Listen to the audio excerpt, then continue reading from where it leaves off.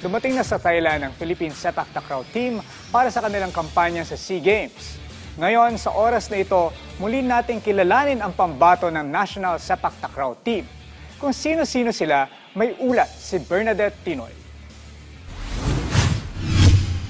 Handa na makipagsabayan ng Philippine Sepak Takraw team sa iba't ibang bansa sa pagsisimula ng 33rd Southeast Asian Games 2025. Ilan sa mga sasalang sina Reynaldo Asilom sa men's event at Joanna Valencia sa women's division. Bata pa lang natuto na magsepak takraw si Reynaldo sa kanilang probinsya sa Surigao City. Hanggang sa sumali siya sa isang tournament sa Tacloban kung saan dito siya nadiskubre ng isang coach sa Maynila. Bilang first-timer, hindi mapigilan ni Reynaldo ang kanyang excitement na lumahok sa nasabing patimpalak.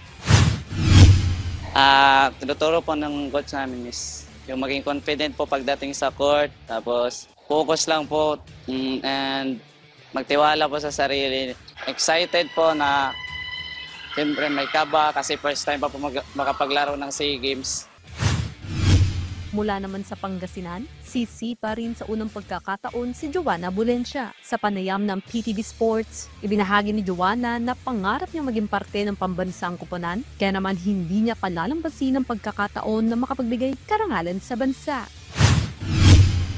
Ang goal ko po bilang po ako sa sepak takraw is mas marinig pa po sa Pilipinas ang sepak takraw dahil po ngayon po sa Pilipinas, meron po tayong grassroots na nangyayari po ngayon. So, parang sa akin lang po, ang goal ko lang po is mas marinig pa ng buong Pilipino or mga kabataan natin ang sepak takraw. Kasi simple lang maglaro ng takraw, sumipa, magtiyaga, and then, yun, wag lang sumuko sa buhay or bilang atleta dito.